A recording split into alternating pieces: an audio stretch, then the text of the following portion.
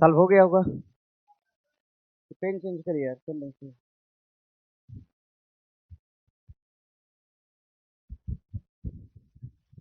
क्या कह रहे हैं, कुछ कह रहे हैं? नहीं चल रहा है। ओ, अब देखिए हो गया। चलेगा चलेगा।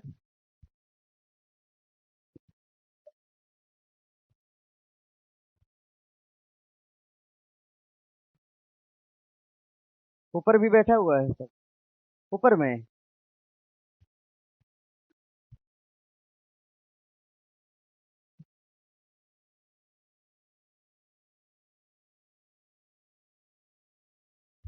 लाइए दीजिए पेपर, पेपर लाइए।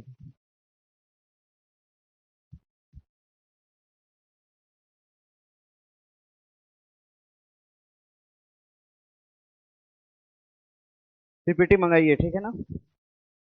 आइए सॉल्व करते हैं। देखिए पहला क्वेश्चन, क्वेश्चन देखिए पहला। क्या पीपीटी मिलेगा, परेशान नहीं होइए। बन के आया ही नहीं है तो क्या ही किया जाए। इंतजार करेंगे तो क्वेश्चन छूट जाएगा, टाइम भी सीमित है। पहले प्रश्न पे आइएगा। लाइफ मिशन के बारे में पूछा है।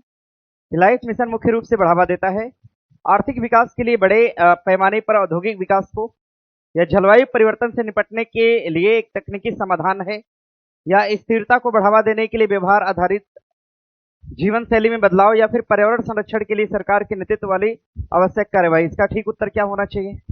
सी हो जाएगा ना। पर्यावरण स्थिरता इसका हो जाएगा मूल उत्तर, बना लीजिएगा। लाइए पेन लाइए, वो पेन लाइए, नोट करिएगा। देखिए लाइफ के बारे में पूछा हुआ है आपसे, लाइफ के बारे में पूछा है। लाइफ, लाइफ की अगर बात करते हैं तो इसको लाया गया था, लाइफ मिशन को लाया गया कॉन्फ्रेंस ऑफ पार्टी 26 के दौरान। कॉन्फ्रेंस ऑफ पार्टी 26 के दौरान इसको लाया गया था। ध्यान दीजिएगा, हाँ, कॉन्फ्रेंस ऑफ पार्टी 26 के दौरान लाया गया, और इसको लाया गया था वर्ष 2022 में। वर्ष 2021 और 22 में लाया गया था। इसका संबंध किससे हो जाएगा? तो पर्यावरणीय स्थिरता से हो जाएगा।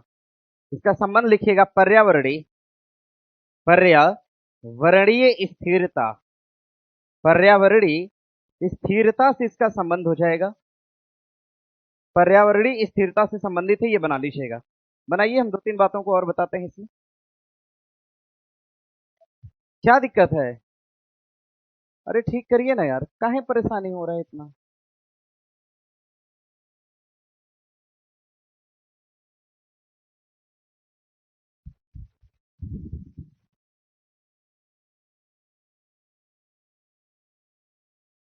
इसको जहां तक दिख रहा होगा ये तो नोट कर सकते हैं ना, जिसको दिखाई दे रहा है कम से कम वो नोट कर ले। क्वेश्चन नंबर पहले का ठीक उत्तर बना लीजिएगा, सी। पहले का हो जाएगा सी। लाइफ मिशन के बारे में पूछा था, देख लीजिएगा एक बार। अगर हम बात करेंगे इसी तरह के कुछ और मिशन है, जैसे लाइफ है इसी तरह से और मिशन चलाए गए। तो अगर हम लाइफ की बात करेंगे, लाइफ देखिए सन से भी क्वेश्चन बना है, डेट पूछे गए हैं। तो लाइफ मिशन की बात करेंगे वर्ष 2022। इसी तरह से एक प्रोग्राम चलाया गया था मिस्टी, मिस्टी की बात करेंगे वर्ष सन 2023 में चलाया गया था। ध्यान दीजिएगा। इसी तरह से एक प्रोग्राम और चलाया गया था, ध्यान दीजिएगा। इस प्रोग्राम का नाम था मैन एंड बायोस्फीयर रिजर्व। अगर हम एमएबी की बात करेंगे तो चलाया गया था वर्ष 2019 से वर्ष 2021 तक। इसको देख लीजिएगा। मैन एंड बायोस्फीयर इसको हम बोलते हैं। मानव और जैव विकास के संबंध में एक प्रोग्राम चला था, ये लाइफ है, और यहां पर हो जाएगा आपका मिस्टी। डेट बना लीजिएगा सबका, और ठीक उत्तर बना लीजिएगा। पहले का राइट उत्तर हो जाएगा सी। आगे बढ़िएगा, आगे बढ़िएगा। देखिए सेकंड नंबर क्वेश्चन है आपका, पद्म भूषण से सम्मानित शारदा सिन्हा के बारे में कौन सा कथन ठीक है, सही है? इन्हें बिहार कोकिला के नाम से जाना गया, ये तो सही है। इनका संबंध मुख्य रूप से भोजपुरी और मैथिली लोकगीतों से, ये बात भी क्या है, सही है। हाल ही में 24 नवंबर को इनका निधन हो गया, नवंबर 2024 को निधन हो गया, मतलब सभी कथन सही है। दूसरे का बना लीजिएगा डी, दूसरे का डी आपका राइट हो जाएगा। दूसरे नंबर का डी राइट हो जाएगा। अब इसमें ध्यान दीजिएगा। अगर हम बात करेंगे शारदा सिन्हा के, शारदा सिन्हा की अगर हम बात करते हैं, शारदा सिन्हा अवार्ड कौन सा दिया गया? अवार्ड मिला पद्म विभूषण अवार्ड से इनको सम्मानित किया गया। पद्म विभूषण अवार्ड और प्रदान कब किया गया था? ध्यान दीजिएगा, वर्ष 2025 में। देखिए ये तो 25 का पुरस्कार रहा, लेकिन अगर हम पद्म अवार्ड में अगर हम बात करेंगे, पद्म अवार्ड में अगर हम 2026 की बात करें तो कुल कितने पुरस्कार दिए गए थे? 100 कितना 31। इसमें पद्म विभूषण का पुरस्कार कितना दिया गया? पद्म विभूषण की संख्या कितनी? 5। और पद्म भूषण कितना दिया गया? पद्म भूषण दिया गया 13। और पद्म श्री कितना दिया गया? 113 दिया गया। कितनी महिलाओं को पुरस्कार दिया गया? महिला कितना? 19। और सवाल पूछेगा कितने एनआरआईओ को दिया गया? एनआरआई मतलब कितने विदेशी? 6। और मरणोपरांत पूछेगा तो क्या बताएंगे? मरणोपरांत की संख्या हो जाएगी कितने? 16। कितनी संख्या है? हाँ, सवाल देखिए दो कब बताएंगे? जब यहां से पूछेगा। पद्म विभूषण मरणोपरांत कितने? दो। एक तो वी.एस. अच्युतानंद और दूसरा किसको दिया गया था? धर्मेंद्र देओल। फिलहाल उत्तर बना लीजिएगा, दूसरे नंबर का हो जाएगा डी। और बढ़ेंगे आगे। दिया है कि जून 2025 में त्रिपुरा को किस कार्यक्रम के तहत साक्षर राज्य घोषित किया गया? ध्यान दीजिएगा, कार्यक्रम का नाम उल्लास। उल्लास मतलब सही उत्तर तीसरे नंबर का हो जाएगा बी। राइट उत्तर बना लीजिएगा बी। अब जरा ध्यान दीजिए, अगर हम उल्लास कार्यक्रम की बात करते हैं, अगर हम उल्लास कार्यक्रम की बात करेंगे, उल्लास तो कार्यक्रम को लाया गया था वर्ष 2025 में, और इसके तहत पूर्णतः कार्यात्मक साक्षरता, पूर्णतः कार्यात्मक साक्षरता, पूर्णतः कार्यात्मक साक्षर जितने भी राज्य हैं इनको रखा गया। और इसमें कहा गया कि पहला राज्य जिसने 100% पूर्ण कार्यात्मक साक्षर राज्य बना, ये कौन सा होगा? मिजोरम हो जाएगा। 100% पूर्णतः कार्यात्मक साक्षर राज्य कौन सा? मिजोरम। सेकंड नंबर पे कौन सा? गोवा के बाद त्रिपुरा। तीसरे नंबर पे हो जाएगा त्रिपुरा। त्रिपुरा के बारे में देखिए पूछा है, और त्रिपुरा का स्थान कौन सा हो जाएगा? तीसरा होगा। चौथे नंबर पे कौन सा? हिमाचल प्रदेश। और पांचवें नंबर पे हो जाएगा कौन सा? सिक्किम होगा। और छठे नंबर पे उत्तराखंड हो जाएगा। ध्यान दीजिएगा, इसमें छठे नंबर पे आप आएंगे तो कौन सा होगा? उत्तराखंड। अगर हम यूटी की बात करेंगे, 2 यूटी, एक तो लद्दाख और दूसरा चंडीगढ़। लद्दाख और चंडीगढ़, इसमें 2 यूटी भी शामिल है। ध्यान दीजिएगा, 2 यूटी। और राज्य कितने हैं? तो 6। छठे नंबर का राज्य कौन? उत्तराखंड। पहला राज्य कौन? मिजोरम। सवाल बनेगा 100% कार्यात्मक साक्षरता वाला राज्य कौन? मिजोरम। और देखिए प्रश्न बनेगा आपका 2011 की गणना के अनुसार अगर देखा जाए तो टॉप पर कौन सा राज्य है? केरल। और सवाल पूछेगा स्कूली शिक्षा में टॉप पर कौन है? अगर हम आपसे स्कूली शिक्षा की बात करें तो इसमें भी शीर्ष पे कौन है? केरल है। स्कूली शिक्षा में भी टॉप पे हो जाएगा केरल। सही उत्तर बना लीजिएगा, तीसरे का होगा बी। आइए बढ़िए आगे। दिया है कि वित्त वर्ष 2022 से वित्त वर्ष 2026 तक भारत सरकार द्वारा पंजीकृत व्यय में वृद्धि निम्नलिखित में से किसके सबसे निकट है? यानी ये पिछले साल का और अब का पूछा है, कंपैरिजन किया है। ध्यान दीजिएगा, देखिए पिछले साल अप्रोक्सीमेटली जो वृद्धि थी 22 का पूछ दिया है ना। इतना पीछे कौन याद रखता है? 22, इसका उत्तर लगा लीजिएगा ना, अब इतना ध्यान नहीं रहता है। ध्यान दीजिएगा इसको। फिलहाल उसका उत्तर बना लीजिएगा आप लोग 89% मतलब डी। 4 का डी। ये क्वेश्चन पता है ये अभी रिसेंटली बीपीएससी में आया था। हाँ, ऑडिटर वाले एग्जाम में। ऐसा नहीं डेटा देना चाहिए, इतना थोड़ी याद करेगा कोई। फिलहाल इसको बना लीजिएगा, 4 का डी हो जाएगा। राज्य और योजना के बारे में दिया, महाराष्ट्र का संबंध हो जाएगा सहभागी सिंचाई प्रबंधन से, मतलब 1 का बना लीजिएगा 2। 1 का मिलान हो जाएगा, 5वां नंबर क्वेश्चन है। मिलान में आपका 1 का हो जाएगा 2 से, और इसमें बी का मिलान हो जाएगा आपका 1 से, और सी का मिलान हो जाएगा आपका 3 से। बनाइए 2 1 3, मतलब उत्तर क्या होगा? 2 1 3 कहाँ है? बी होगा ना, यानी 5 का बी राइट है। बना लीजिए। छठे नंबर पे आइए, ब्लू बेबी सिंड्रोम के बारे में दिया है, और दिया है कि ब्लू बेबी सिंड्रोम का संबंध हो जाएगा नाइट्रेट से। बात तो सही है। मिनीमाटा का संबंध किससे हो जाएगा? पारा से। इटाई इटाई का संबंध आर्सेनिक से। गलत है ना? छठे का आइएगा सी। छठे का सी नंबर आपका, ये उत्तर सही है, यही गलत है। ध्यान दीजिएगा, अगर हम बात करेंगे इटाई इटाई, तो इटाई इटाई जो बीमारी है ये किससे फैलती है? कैडमियम से। कैडमियम से होने वाली बीमारी है।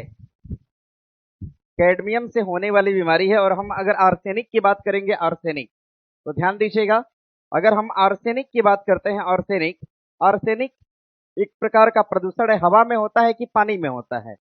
तो ये पानी यानी जल का प्रदूषण है, याद रखिएगा। और इससे पेट संबंधी बीमारी होती है। पेट संबंधी बीमारी जो होती है फैलती है आर्सेनिक से। अच्छा ये बताइए, भारत का कोई राज्य है क्या जहां के पानी में सर्वाधिक आर्सेनिक है? कहां पर? वेस्ट बंगाल।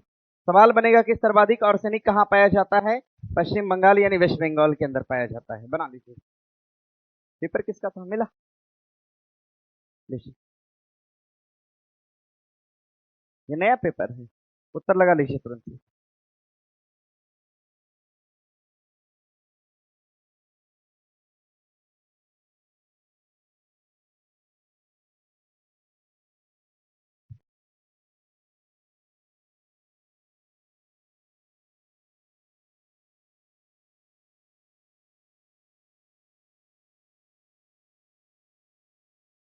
उत्तर तो बन जाएगा, कोई दिक्कत तो है नहीं। आंसर में पहले का हो जाएगा आपका सी। उसके बाद दूसरे का हमने बताया था आपसे सभी सही है, डी है। उसके बाद तीसरे का बताया था बी। और आगे इसका हो जाएगा 89%। नेक्स्ट आगे है आपका, इसका ठीक उत्तर बी हो जाएगा। और आगे इटाई इटाई यहाँ पर सी हो जाएगा। आगे दिया है आपका मिलान करना है नदी और उद्गम स्थल के बारे में दिया है। महानदी निकलती है कहाँ से? कहाँ से? सिंघवा से। सिंघवा का जो क्षेत्र है ये कहाँ पर पड़ता है? एक तरह से मध्य प्रदेश और छत्तीसगढ़ के बाउंड्री पर है, ऐसा कह सकते हैं। मध्य प्रदेश और छत्तीसगढ़ की सीमा पर सिंघवा पहाड़ी है। नदी निकलने वाली कौन सी? महानदी। और महानदी कहां पर गिरती है? गिरती है कहां पर? बे ऑफ बंगाल के अंदर, बंगाल की खाड़ी में गिरती है, याद रखिएगा। इस पर एक बांध है, बांध का नाम क्या हो जाएगा? हीराकुंड डैम हो जाएगा। बढ़िया। आगे कावेरी की बात करेंगे, कहां से निकलेगी? कावेरी कहां से? ब्रह्मगिरी। ब्रह्मगिरी का क्षेत्र कहां पड़ता है? कर्नाटक में। कहां पर? कर्नाटक के अंदर। और कृष्णा की बात करेंगे कहां? महाबलेश्वर मतलब कहां? महाराष्ट्र से। और आगे गोदावरी की बात करेंगे कहां? नासिक। नासिक मतलब कहां?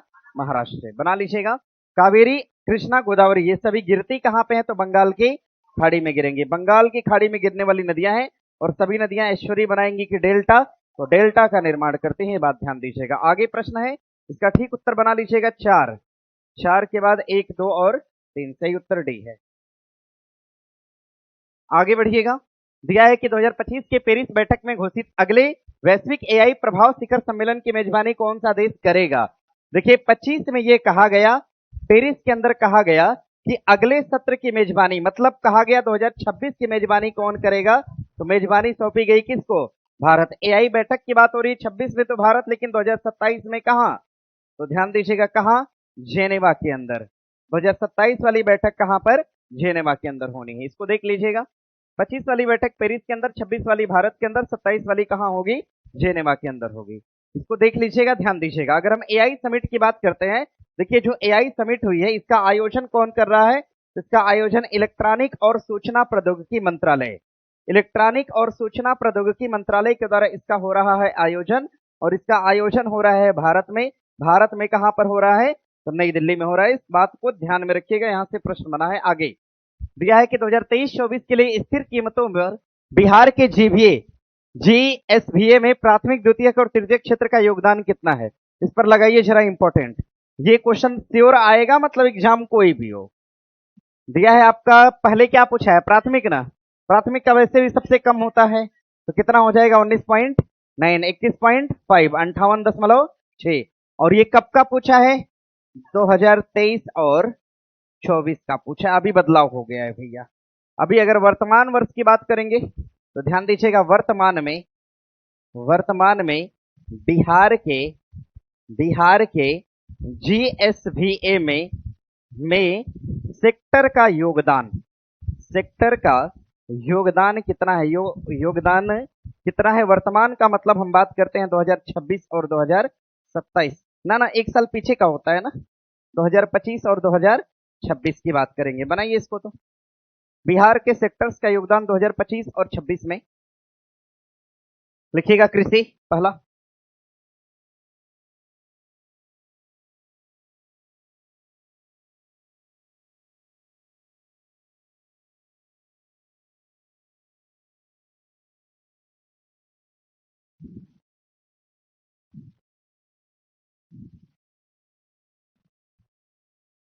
डेटा तो थोड़ा अलग ही दिया है, बता दें इसी को ना।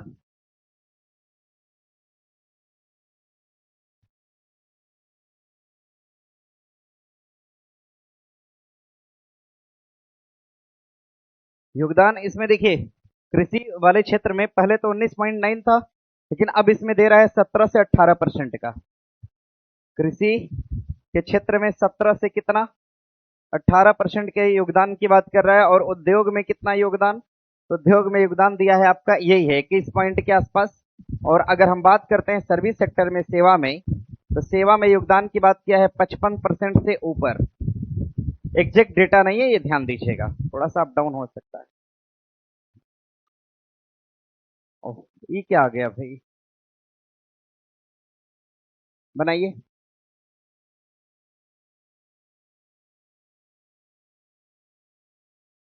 इसको देख लीजिएगा, 17-18 यहाँ है, 21 यहाँ है, सेवा में पूछेगा तो 55-56% का योगदान है।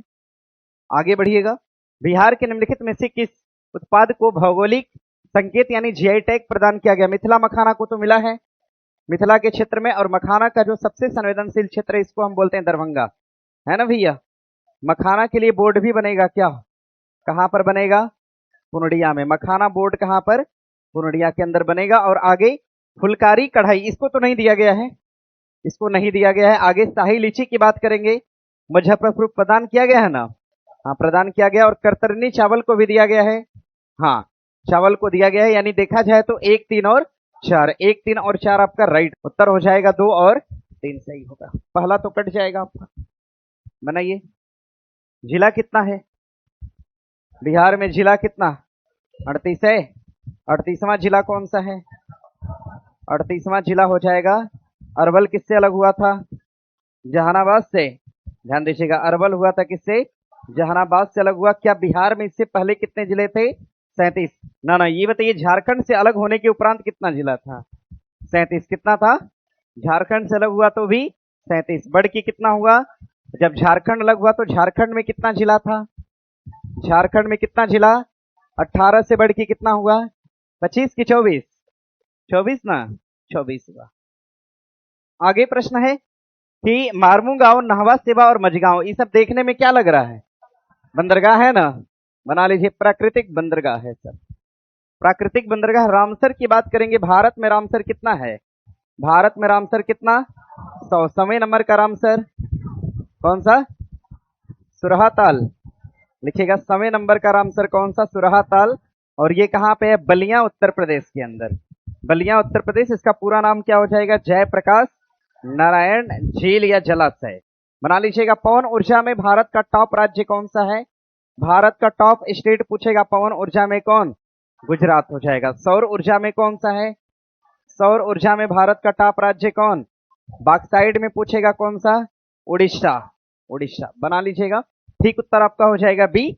आगे प्रश्न है कि सूची 1 को 2 से मिलान करिएगा। 69वां संविधान संशोधन, देखिए याद रखिएगा, दो बातें सुनिए, हम आपको दो बात बता रहे हैं। एक तो 69वां याद रखिएगा, दूसरा 70वां याद रखिएगा। ये सब आता है दोनों, ये दोनों कंफ्यूजन क्रिएट करता है। अगर आपसे 69वां पूछेगा और दोनों अगर एक साथ पूछ दिया तो बनाना मुश्किल हो जाता है। 69वें की बात करेगा तो 69वें में दिल्ली को क्या कहा गया? एनसीआर कहा गया।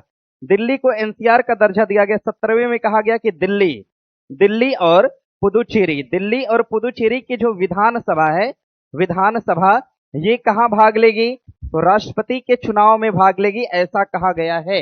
यानी कि अगर आपसे 69वां 70वां पूछेगा तो बन जाएगा, बना लीजिएगा।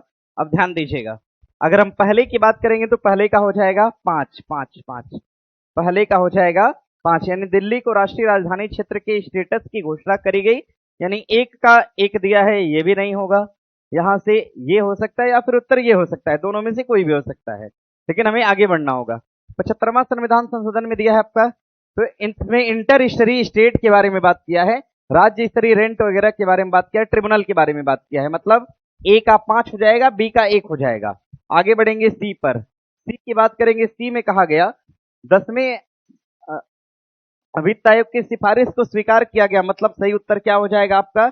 बी हो जाएगा। सी का हो जाएगा 4। मिलाइए और इसको याद कर लीजिएगा ना। देखिए इसमें 2-3 आपके लिए नया है, ये बीसीडी आपके लिए नया है, बाकी ये तो पढ़ाई होगा। आगे प्रश्न है कि राष्ट्रीय परिवार स्वास्थ्य सर्वेक्षण 5 के तहत, देखो 5 तो पुराना हो गया, अब तो ये जो राष्ट्रीय सर्वेक्षण है इसका 6ठा वर्जन आ गया है। यहां पर है 5, हम आगे बढ़ा के लिख दे रहे हैं 6। कहा गया प्रजनन दर में शीर्ष पे कौन है, तो उस समय भी बिहार ही था और आज भी बिहार ही है। ध्यान दीजिएगा, प्रजनन प्रजनन दर में टॉप पर पूछेगा तो कौन हो जाएगा, बिहार। बस फर्क कितना है कि उस समय थोड़ा ज्यादा था, कितना था 3, लेकिन अभी ये घटकर कितना हो गया है, घटकर हो गया 2.7 दशमलव या 2.8, दोनों में से कुछ भी आए लगा लीजिएगा, दोनों डेटा दे रहा है। 2.7 या 2.8 हो गया, लेकिन आज भी प्रजनन में टॉप पे कौन है, बिहार है।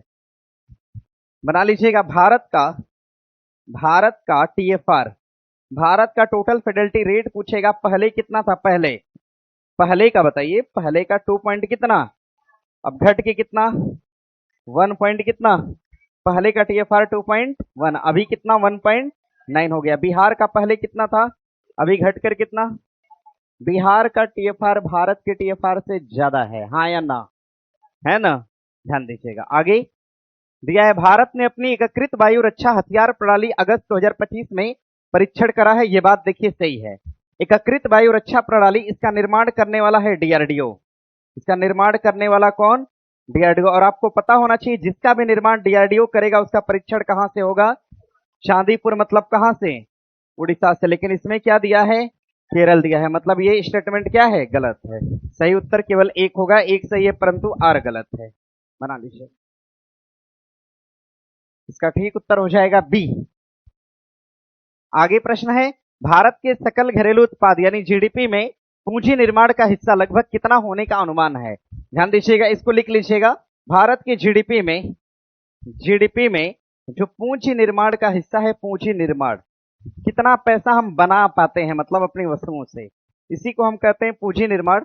पूंजी निर्माण यानी हमारी एक्चुअल कमाई। ध्यान दीजिए, हमारी जीडीपी में कितना योगदान देती है, तो कितना योगदान देगी भैया, 20%, 40, 50 या 30%, कितना 30% का योगदान देती है, जिसको हम सेविंग कर पाते हैं, 70% खर्च करते हैं। आगे बढ़ा जाए, आगे देखिए प्रश्न है, वित्तीय वर्ष 2025-26 के लिए जीएसडीपी के परसेंट के रूप में बिहार का राजकोषीय घाटा कितना होने का अनुमान है। देखिए सबसे जरूरी बात कब का दिया है, 25 और 26 का दिया है, 25 और 26 का दिया हुआ है। ध्यान दीजिएगा, 25 और 26 का आंकड़ा है, हम बात करेंगे भारत का पहले। अगर हम भारत की बात करते हैं तो भारत का जो राजकोषीय घाटा है ये कितना रहने वाला है, 4.3, कितना 4.3। पहले का अगर देखेंगे ना, अगर हम पहले का देखेंगे, पहले का मतलब वर्ष 2024 और 2025 में, तो ये डेटा कितना था, 4.4%, परंतु अब कितना है 4.3। अगर हम बिहार की बात करेंगे, तो बिहार के संबंध में यही डेटा होता है, 2.98% हो जाता है। पहले कितना था, 3 पॉइंट समथिंग था, पहले से कम हुआ है, घटा है, यानी ठीक उत्तर कौन सा होगा, तो ए हो जाएगा। बजट पढ़े हैं सब लोग, नहीं पढ़े हैं, कितने लोग नहीं पढ़े हैं, पढ़े ही नहीं है, बजट पढ़े ही नहीं है एकदम, इकोनॉमिक सर्वे नहीं पढ़े हैं, भारत बिहार कुछ नहीं पढ़े हैं। नहीं, अगर नहीं पढ़े हो तो बताओ, हम उपाय देंगे ना कुछ। नहीं पढ़े हैं, वो कितने लोगों के पास संस्थान का बजट का पीडीएफ है, ये बताइए, जो हम अपलोड करवाए थे, हैंड रिटेन है ना, हैंड रिटेन बजट का पीडीएफ होगा ना। राम कुमार को मैसेज कर दीजिए, इस बैच में अपलोड करने के लिए फ्री में हैंड रिटेन है ना, उसको निकलवा लीजिएगा, 4 पेज है, 4 न सब चीज टेलीग्राम पे नहीं ना जा सकता है, अरे कुछ तो बाध्यता होनी चाहिए। वो बैच का है ना, बैच की हर चीज को टेलीग्राम में नहीं भेजा जा सकता है कि फॉरवर्ड हो जाए, उसको सभी लोग 5 पेज है, निकलवा लीजिएगा। और निश्चित तौर पर बजट का कहीं से भी डेटा आएगा, कुछ भी पूछेगा, XYZ कुछ भी पूछे, वहीं से आएगा, लिखित तौर पे वहीं से आएगा, देख लीजिएगा आप लोग। सब बिहार भारत सब है, बिहार का इकोनॉमिक सर्वे, बिहार का बजट, भारत का इकोनॉमिक सर्वे, भारत का बजट, चारों है, 5-6 पेज में सब है, और बहुत सुंदर बढ़िया से लिखा गया है। लाइए देखें, 26-27, हाँ ये अपलोड कर दीजिए। क्या पेज है, 7 पेज है, कर दीजिए अभी। हाँ बिहार सब है उसमें, भारत का इकोनॉमिक सर्वे बिहार का, भारत का बजट बिहार का बजट, सब है, मतलब बजट का भारत बिहार सब है, अपलोड कर 7 पेज का है, आज निकलवा लीजिएगा ना, निकलवा के अपने पास कम से कम रहेगा ना, तो कभी तो नजर पड़ेगी उस पर, निकलवा लीजिए। अरे कभी का मतलब कुछ ढूंढने ही गए, देख लिए दो चार लाइन उसमें। इसको बनाइए, हो गया। ठीक उत्तर कर बना लीजिएगा एक। और आगे प्रश्न है, निम्नलिखित में से सही विकल्प का चयन करिए। एक परमाणु के केंद्र का धनावेशित हिस्सा नाभिक होता है। ये तो बात सही है भैया, क्योंकि प्रोटॉन कहाँ होता है? नाभिके में होता है, और यही धनावेशित है। ध्यान दीजिएगा। आगे, इलेक्ट्रॉन, प्रोटॉन और न्यूट्रॉन परमाणु के नाभिक में होते, ये तो गलत है। परमाणु के नाभिक में कौन होगा? प्रोटॉन होगा और न्यूट्रॉन। इलेक्ट्रॉन होगा? नहीं होगा, मतलब ये तो कट जाएगा। फिर क्या पूछा है? अच्छा ये सही है पहला ना। हाँ। आगे, परमाणु जिसमें न्यूट्रॉन की संख्या समान हो, गलत बात है। समस्थानिक होने के लिए ध्यान दीजिएगा, किसी भी इसमें परमाणु को समस्थानिक होने के लिए प्रोटॉन की संख्या क्या होना चाहिए? समान होना चाहिए। समस्थानिक होने के लिए प्रोटॉन समान होना चाहिए, इस बात को ध्यान दीजिएगा, ये जरूरी बात हो जाती है। आपके लिए सही उत्तर हो जाएगा ए। और आगे प्रश्न है, निम्नलिखित में से कौन सी धातु या धातु है खुले वातावरण में रखने पर जलती है? सोडियम तो जलेगा, इसलिए सोडियम को हम रखते हैं कहां पर? मिट्टी के तेल में रखते हैं ना। सोडियम को मिट्टी के तेल में रखा जाता है, क्योंकि खुला वातावरण में छोड़ेंगे तो जलने लगेगा। और सोडियम की बात करेंगे, धातु है। धातु है, क्या है? धातु, जिसको हम आसानी से चाकू से काट सकते हैं। आसानी से चाकू से काटी जा सकने वाली धातु कौन सी है? सोडियम है। देखेंगे ना, ऐसे कट कर देंगे। पनीर देखा है ना, पनीर बस वैसे ही काट देंगे, वैसा ही दिखता है। चाकू लेंगे, काट सकते हैं उसको। आगे, पनीर काटते हैं ना आप लोग ऐसे चौकोर, तो सोडियम को भी ऐसे चौकोर काटा जा सकता है पनीर की भांति। आगे दिया है आपका पोटेशियम, सेम उसी तरह का होता है, रिएक्टेंट ये भी है। लिथियम भी है, बना लीजिएगा, सभी सही है। ओ एक सेकेंड, लिथियम तो गड़बड़ कर देगा फिर। हाँ हाँ, एक और दो बना लीजिएगा। हाँ, सटीक उत्तर अगर में देना है तो एक और दो चूज करना होगा। सबसे क्रियाशील की बात करेगा इसी में से, ना ना सोडियम का है, क्या होगा? पोटेशियम हो जाएगा। सबसे क्रियाशील कौन सी हो जाएगी? पोटेशियम हो जाएगा। बनाइए। आगे प्रश्न है, निम्नलिखित में से कौन सी भारतीय संसद की संप्रभुता की सीमा है? भाई संसद संप्रभुता का मतलब देखिए, हमारी संप्रभुता कहां तक है? हमारे घर तक है। अपने घर के अंदर हम कुछ भी कर सकते हैं, क्या वो अधिकार हमें बाहर है? नहीं है। तो यही संप्रभुता है, यानी घर की चौकट लांघना ही क्या है? संप्रभुता। तो कभी अगर संसद को कुछ भी कहना होगा तो मौलिक अधिकार के दायरे में रहकर कहेगी, न्यायिक समीक्षा के दायरे में रहकर कहेगी। कुछ ऐसा ना बोला जाए कि कोर्ट हमारे ऊपर एलिगेशन लगा दे। बात सही है ना भाई? संघीय शासन के अंतर्गत रह के काम करेगी, लिखित संविधान के तहत भी काम करेगी। बात सही है, सभी सही है। सभी संसद की संप्रभुता की सीमाएं हैं। भाई जो काम हम घर में कर सकते हैं, क्या उसको बाहर कर सकते हैं? हाँ कर सकते हैं। बाहर वही काम करते हैं जो हम घर में नहीं कर पाते। क्या एग्जाम्पल उल्टा हो जाएगा, फिलहाल ये ध्यान दीजिएगा। आगे है, घटनाओं पर विचार कीजिए तथा इन्हें सही कालानुक्रम में व्यवस्थित करिए। मिनर्वा मिल का जो वाद था ना, ये केस आया था आपका 1980 में। एसपी गुप्ता का जो केस था ये 1981 में आया था। गोलकनाथ का मामला था 1967 का, और केशवानंद का मामला था 1973 का। तो हमें क्या करना है? इसको कालानुक्रम में लगाना है ना। ध्यान दीजिए, ठीक उत्तर हो जाएगा इसमें डी होगा, 67 73। ठीक है, बनाइए। ये बताइए कि हमने कहा चंपकम दोराई राजन का केस कब आया था? चंपकम दोराई राजन का केस था कब? 1951 का मामला था। ये बताइए, गोलकनाथ के बारे में तो दे दिया है। इंदिरा गांधी बनाम राजनारायण का जो केस था ये कब आया था? राजनारायण, राजनारायण बनाम बनाम भारत सरकार। राजनारायण बनाम भारत सरकार जो केस था ये कब आया था? 1971 में। ध्यान दीजिएगा। और सवाल पूछेगा, इंदिरा साहनी केस कब आया था? इंदिरा साहनी की बात करेंगे, कई बार हमने पढ़ाया है ना। 1900 कब? 93। इंदिरा साहनी इतनी बार पूछा ना कि हमको पढ़ाना पड़ गया इसको। इंदिरा साहनी के बारे में समझ रहे हैं आप लोग? नहीं, कितने लोग नहीं जानते हैं, नहीं पता है। इंदिरा साहनी एक केस था। आपको पता है कि जितने लोग ओबीसी कैटेगरी से आते हैं उनको कितना आरक्षण मिला है भारत में? 27%। तो कहा गया ये जो आरक्षण, इसकी सीमा को बढ़ाकर इससे ज्यादा ना किया जाए। पहली बात तो ये है। कहा गया कि बहुत ज्यादा कर सकते हैं तो कितना ले जा सकते हैं? 50%। 50% से ऊपर नहीं होना चाहिए। ध्यान दीजिएगा। और कहा गया कि आरक्षण केवल नई नियुक्ति में मान्य होगा। जब आप नई भर्ती में जाते हैं तभी आप 27% का लाभ ले पाएंगे, आगे पदोन्नति में इसका काम नहीं होगा। तो ध्यान दीजिएगा, पदोन्नति में आरक्षण मान्य नहीं होगा, ये कौन सा बात कहता है? इंदिरा शाह ने। और ओबीसी का आरक्षण 50% से ऊपर नहीं होगा, ये भी कौन कहता है? इंदिरा शाह ने। ओबीसी वर्ग को 27% आरक्षण को संवैधानिक घोषित किया था किसने? इंदिरा साहनी ने किया था। बना लेंगे ना ये सब। हाँ, आगे, निम्नलिखित में से किस ग्रंथ में यूनानी राजा मेनांडर और बौद्ध भिक्षु नागसेन के बीच वार्तालाप है? याद रखना, देखिए, यूनानी राजा था एक डेमेट्रियस, डेमेट्रियस नाम था इसका, डेमेट्रियस। इसने भारत पर आक्रमण किया, समझ रहे हैं ना? जब भारत पर आक्रमण किया तो ये हार गया। इसी का एक तो उत्तराधिकारी था, नाम था इसका मिनांडर। मिनांडर इसी का उत्तराधिकारी हुआ। जब इसने भारत पर आक्रमण किया तो कहा कि हारने से बढ़िया है पहले पूछो कि भारत में क्या क्या है। तो इसने वार्ता किया। इसका एक मित्र था भारत में जिसका नाम क्या था? नागसेन। ये नागसेन जो था ना, नागसेन, ये नागसेन एक प्रकार का बौद्ध भिक्षु था। इससे बातचीत किया। तो बातचीत करने में प्रश्न कौन पूछ रहा था? मिनांडर। और उत्तर कौन दे रहा था?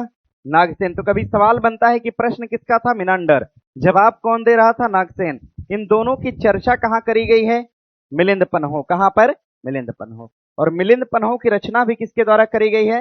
इसकी रचना करा गया है किसके द्वारा? मिनांडर द्वारा। मिलिंद पन्हो लिखा गया है मिनांडर। अर्थशास्त्र लिखने वाले कौन हो जाएंगे? चाणक्य हो जाएंगे। और मुद्रा राक्षस लिखा है कौन? विशाख दत्त। कौन लिखा? विशाख दत्त। विनय पिटक, ये इसका संबंध किससे हो जाएगा? बौद्ध से हो जाएगा। बना लेंगे इसको ना? चलिए, अच्छा बताइए, विनय पिटक और सुत पिटक ये दोनों बौद्ध की किस सभा में लाए गए थे? पहला, दूसरा, तीसरा? दूसरा। दूसरा। पहला किसमें? विनय पिटक और सुत पिटक किसमें?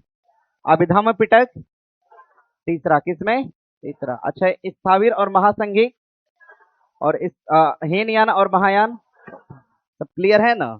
चलिए, आगे है महासागरी धारा दिया और महासागर के बारे में दी। इसके बारे में हम कभी ना, आपको फुर्सत मिलेगी तो कभी हम पढ़ा देंगे। एक बार 10 मिनट का है लेकिन पढ़ा नहीं पाते हैं हम, एक बार बता देंगे, आजीवन याद रहेगा।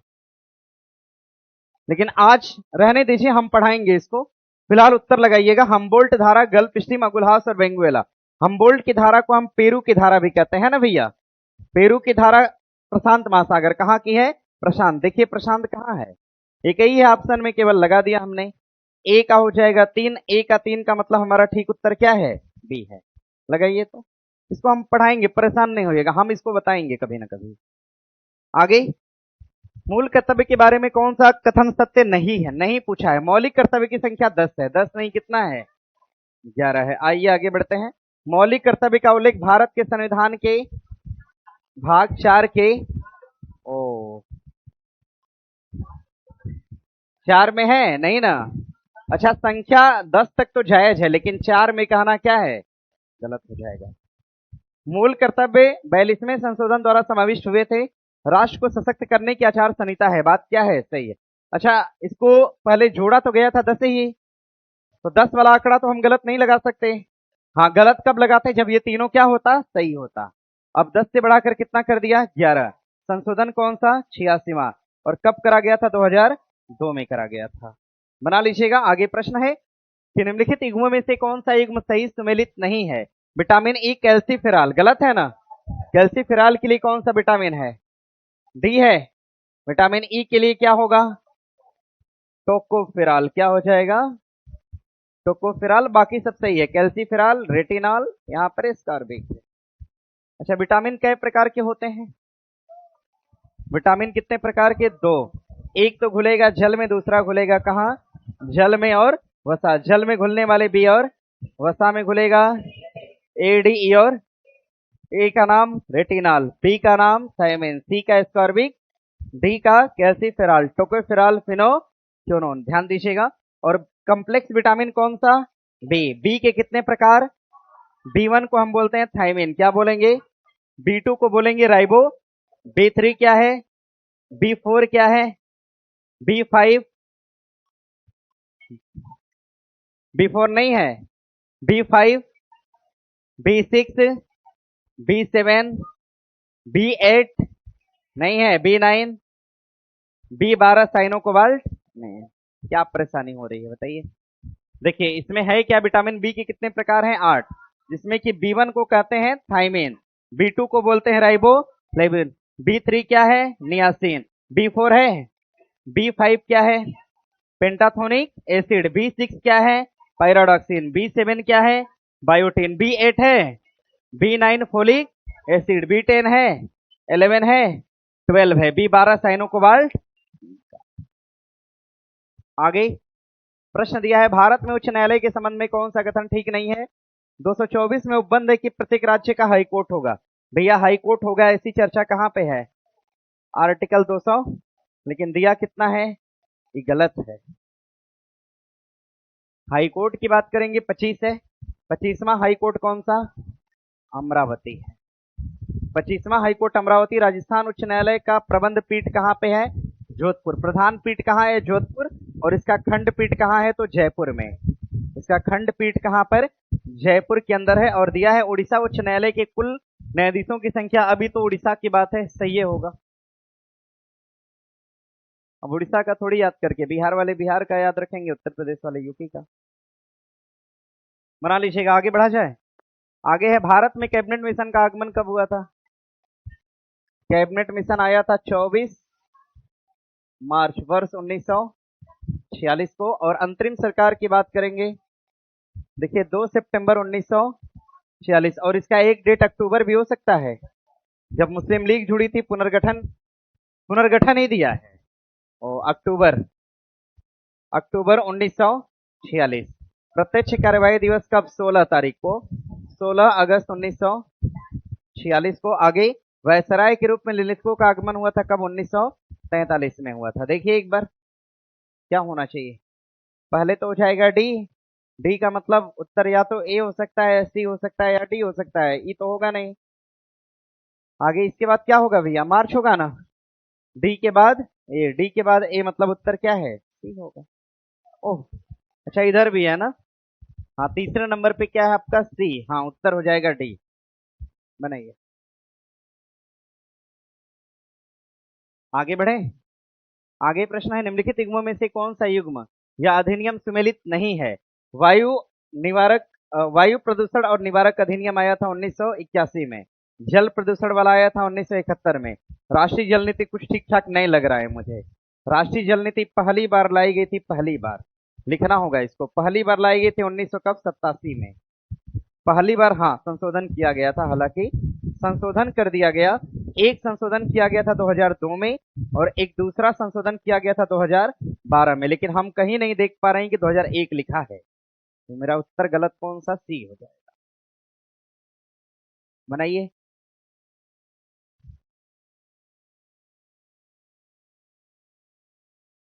आगे बढ़ा जाए। आगे प्रश्न है, 25 जून 1975 को घोषित राष्ट्रीय आपातकाल के बारे में कौन सा कथन ठीक नहीं है? नहीं कथन ढूंढना है। मंत्रिमंडल ने राष्ट्रीय आपातकाल लगाने का निर्णय लिया, तत्पश्चात राष्ट्रपति को सूचना भेजा। बात सही है क्या? भाई आपको पता है ये जो आपातकाल था ये कौन लगाया? इंदिरा गांधी। कौन लगाया? इंदिरा गांधी ने राष्ट्रपति को सूचना दिया कि आपातकाल की घोषणा करो। राष्ट्रपति कौन थे? फखरुद्दीन थे। कौन थे? तो इंदिरा गांधी के कहने पर फखरुद्दीन ने क्या करा? प्रधानमंत्री के कहने पर राष्ट्रपति ने आपातकाल की घोषणा कर दिया। लेकिन ऐसा होना नहीं चाहिए था, क्योंकि बिना मंत्रिमंडल की सिफारिश पर थोड़ी आपातकाल लगेगा। तो ध्यान दीजिएगा, प्रधानमंत्री के कहने पर राष्ट्रपति ने आपातकाल लगा दिया था। ये बात अपने आप में उस समय सही है, लेकिन यहां पर दिया है मंत्रिमंडल की सिफारिश पर, मतलब क्या है? गलत हो जाएगा। केवल प्रधानमंत्री के कहने पर राष्ट्रपति ने लगा दिया। ध्यान दीजिएगा, 25 तारीख को आपातकाल लगा और 26 जून को इस पर चर्चा की गई। एक दिन बाद इस पर चर्चा की गई कि हमने लगाया क्यों है। समझ रहे हैं ना इसको? उसके बाद संविधान में संशोधन कर दिया गया। संविधान में संशोधन किया, कहा कि भैया अगर आपातकाल कभी भी लगाना है तो हमें किसकी सिफारिश चाहिए? तो मंत्रिमंडल की और लिखित सिफारिश। कैसी सिफारिश? लिखित सिफारिश चाहिए। मंत्रिमंडल की लिखित सिफारिश के आधार पर ही इमरजेंसी लगाई जा सकती है। ध्यान दीजिए। और इसकी चर्चा कहां पे करा गया? इसकी चर्चा करा गया आर्टिकल 352 में किया गया। सवाल कभी पूछेगा मंत्रिमंडल कहां है, मंत्रिपरिषद कहां है? 75। आगे, किस अनुच्छेद में उल्लेख है कि राज्य के डीपीएसपी सिद्धांत किसी न्यायालय द्वारा प्रवर्तनीय नहीं है। किसमें कहा गया? 37 में। डीपीएसपी पढ़े होंगे, राज्य का नीति निर्माण तत्व जिसका उल्लेख करा गया है भाग 4। अनुच्छेद कहां से कहां? 36 से कहां? डीपीएसपी की किसको दिया गया है? व्यक्तियों या राज्यों को? राज्यों को प्रदान किया गया। आर्टिकल 36 में कहा गया राज्य की, 37 में कहा गया न्यायालय में वादी हो गए नहीं है। देखिए दिया है डीपीएसपी न्यायालय में प्रवर्तनीय नहीं है। इसकी चर्चा कहां पर? 37। लोक कल्याणकारी राज्य कहां? और समान कार्य के लिए समान वेतन। 39 पंचायत का उल्लेख। और 41 में कुछ दशाओं में सरकारी सहायता। 42 में न्याय संगत विधियां। 43 में निर्वाह मजदूरी। 44 में समान सिविल संहिता। 45 में 6 वर्ष के बच्चों को शिक्षा। 46 में SC ST का उपबंध। 47 में पोषाहार। 48 में कृषि और पशुपालन। 48 के क में पर्यावरण। और 49 में राष्ट्रीय स्मारक का संरक्षण। 50 में कार्यपालिका न्यायपालिका से अलग। 51 में विदेशी शांति सुरक्षा। और क्लियर है? चलिए आगे। निम्नलिखित युग्मों में से कौन सा सही सुमेलित है पूछा है। मौलांग कहाँ है? मेघालय में। मौलांग है मेघालय में। रानीगंज कहाँ? पश्चिम बंगाल। रामगढ़ झारखंड। तलचर कहाँ? उड़ीसा। मतलब आप देख पाइएगा 3 मिलान, 3 मिलान का मतलब 2, 3 और 4। लॉ एस का सबसे बड़ा राज्य कौन सा हो जाएगा? उड़ीसा। कंफर्म है ना सभी को? बॉक्साइट, जस्ता, छत्तीसगढ़। क्यों भैया? राजस्थान। ध्यान दीजिएगा सीसा और जस्ता दोनों राजस्थान। कहां पर? राजस्थान। कोयला वाला कहां? झारखंड न। आगे क्या भैया कंफ्यूजन काहे हो रहा है? एक तो वो पीडीएफ होगा उसको डाल दीजिएगा। मिनरल का डेटा कुछ कर डालिए। मिनरल का डेटा सब लोग निकलवा लीजिएगा। उसमें मार्च का डेटा है। मार्च 2026 नहीं, मार्च क्यों नहीं है, जुलाई जून कब दिए थे? जून में दिए थे ना। जून 2026 का डेटा उसको भी डालिए। 8 पेज है, निकलवाइएगा। 8 पेज तो निकल जाएगा ना। एक पेज सादा भी नहीं मिलेगा उसमें। उसको भी डाल दीजिए। तो उसे में आज निकलवा लेंगे ना, उसको निकलवाइए। अगर आप उतना निकलवा लेते हैं तो 8-10 नंबर आपका फिक्स है। एग्जाम कोई भी हो, कोई मैटर नहीं करता। 8 से 10 नंबर आपका फिक्स है उतने 8 पेज के डेटा से। उसको निकलवा लीजिएगा ना। वो डेटा सब हाथ से लिखकर बनाया गया है। आइए पढ़ते हैं। सूर्य हमें वास्तविक सूर्योदय से लगभग 2 मिनट पूर्व दिखाई देता है। बात तो ठीक है, दिखता है, लेकिन वो सूर्य नहीं होता बल्कि उसका प्रकाश होता है। यानी घटना कैसी है? झूठी घटना। जब भी हम प्रकाश की झूठी घटना पढ़ते हैं तो वो क्या होता है? अपवर्तन होता है। क्या होता है? वायुमंडलीय अपवर्तन। मतलब आर और ए दोनों सही है और व्याख्या भी है। मतलब सही उत्तर क्या है? डी है। भाई सूर्य का प्रकाश 2 मिनट पहले दिखाई देने का कारण क्या है? अपवर्तन है। आगे है दिया है ग्रह और उनके आकार के आधार पर। देखिए हम आकार के अनुसार लगा रहे हैं। आकार के अनुसार अगर देखा जाए तो आकार में सबसे पहले कौन सा? ना ऐसे नहीं पढ़ते हैं हम। सूर्य के हिसाब से पढ़ेंगे। सूर्य के सबसे पास कौन सा है? बुध के बाद, शुक्र के बाद क्या है? मंगल के बाद, पृथ्वी के बाद। अच्छा ये सही बोल रहा है सब? कितना गलत बात है बताइए। पृथ्वी के बाद, मंगल के बाद, बृहस्पति के बाद, शनि के बाद, अरुण के बाद। हाँ अरुण के बाद हो जाएगा वरुण होगा। अरुण के बाद हो जाएगा वरुण। ये सूर्य से दूरी के क्रम में है। यहां पर हो गया सूर्य। सूर्य से दूरी के क्रम में ये वाली स्थिति है। सूर्य के सबसे दूर कौन सा हो जाएगा? वरुण। और सूर्य के सबसे पास कौन सा? बुध होगा। और ध्यान दीजिएगा यहां पर मंगल और बृहस्पति के बीच क्या है? एस्टेरॉइड है। क्या है? एस्टेरॉइड यानी क्षुद्र ग्रह की क्या है? पट्टी है। क्षुद्र ग्रहों की पट्टी मंगल और किसके बीच है? बृहस्पति। अच्छा सबसे बड़ा ग्रह कौन सा?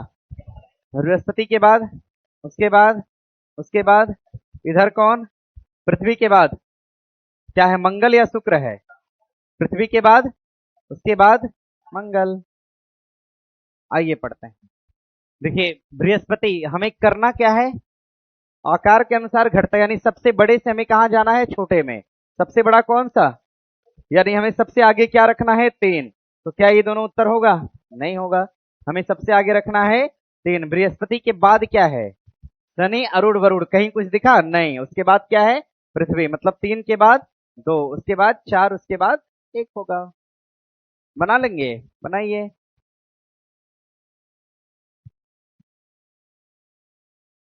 इसको देख पाए सब लोग? सूर्य के सबसे पास कौन सा? बुध के बाद, उसके बाद मंगल, बृहस्पति, शनि, अरुण और वरुण। आगे अगर हम इनमें देखें तो सबसे बड़ा कौन सा? बृहस्पति, शनि, अरुण, वरुण, पृथ्वी, शुक्र, मंगल, बुध। सबसे छोटा कौन सा? सबसे बड़ा कौन सा? सूर्य के सबसे पास कौन सा? सूर्य से सबसे दूर कौन सा? सभी ग्रह का परिक्रमण पथ क्या है? पश्चिम से कहां? पूरब। लेकिन दो ग्रह, एक शुक्र और दूसरा अरुण, इनका परिक्रमण पथ पूरब से कहां? आगे कौन सी गैस हवा से हल्की? हवा से गैस तो हीलियम में होता है, हीलियम होगा। और हीलियम किस प्रकार की गैस है? Noble gas. कैसी गैस है? नोबल। हीलियम एक प्रकार की नोबल गैस है। इसको हम नोबल गैस कहते हैं। उत्कृष्ट गैस कह सकते हैं क्या? उदासीन गैस बोल सकते हैं? एकदम बोल सकते हैं। बनाइए। आगे प्रश्न है, निम्नलिखित भाषाओं में से कौन सी भाषा संविधान की 8वीं अनुसूची में शामिल नहीं है? नेपाली है ना? डोंगरी है? बोडो? भोजपुरी? उत्तर क्या होगा? केवल 4। संविधान की 8वीं अनुसूची में कितनी भाषा है? भाषा कितनी? 22 भाषा। पहले कितनी थी? पहले कितने थे? कितना जुड़ा? जुड़कर हुआ 22। क्लियर है ना? ध्यान दीजिए, इन 22 भाषाओं में अगर देखा जाए तो एक भाषा है आसामिया, दूसरी कौन सी? बांग्ला। आसामिया और बांग्ला। गुजराती और हिंदी। गुजराती और कन्नड़ और काश्मीरी। कन्नड़ और काश्मीरी। कन्नड़ और मराठी और मलयालम। मराठी और मलयालम। मराठी और मलयालम। मराठी और मलयालम। ध्यान दीजिएगा, मराठी और मलयालम। उड़िया और कौन सा है? MMOP पंजाबी है। उसके बाद संस्कृत, तमिल, तेलुगु और उर्दू। ध्यान दीजिए, इतनी भाषाएं तो पहले से थी। 14 ही है ना? 2 2 4 10 और 4 14। ये भाषा पहले से थी, जिसमें एक भाषा आसामी, बांग्ला, गुजराती, हिंदी, कन्नड़, काश्मीरी, मराठी, मलयालम, उड़िया, पंजाबी, संस्कृत, तमिल, तेलुगु, उर्दू। उसके बाद जोड़ा गया कौन? सिंधी। सिंधी। उसके बाद नेपाली, मणिपुरी, कोंकणी, बोडो, डोंगरी, मैथिली, संथाली। कुल कितनी भाषा हो गई? 22 भाषा। क्लियर है? कभी अच्छे से बता देंगे ना। आगे है, भारतीय संसद के मानसून सत्र 2025 में बिहार की मतदाता सूची से हटाए गए नामों को लेकर विचार किया गया। इसके लिए क्या लाया गया था? SIR लाया गया था। बनाइए। स्पेशल सेंसिटिव रिवीजन, ये पूछा था फुल फॉर्म इसका। अब पूछे तो बना लीजिएगा अपना। SIR का फुल फॉर्म पूछा था। और एक होता है NPR, नाम सुने हैं भैया? नहीं सुने हैं? एक होता है आपका CAA, ये सब नाम सुने हैं? सुनिए जरा, नहीं सुने हैं तो NPR का मतलब होता है नेशनल, इनका फुल फॉर्म पूछ चुका है, national population register. National population register. National population register को लागू करने वाला पहला स्टेट कौन सा है? आसाम। आसाम इसमें पहला राज्य है जिसने NPR को लागू किया। आगे CAA। CAA की बात करेंगे। CAA इसको हम बोलते हैं सिटीजनशिप, हाँ, अमेंडमेंट एक्ट। सिटीजनशिप अमेंडमेंट, हाँ, एक्ट। बना लीजिएगा।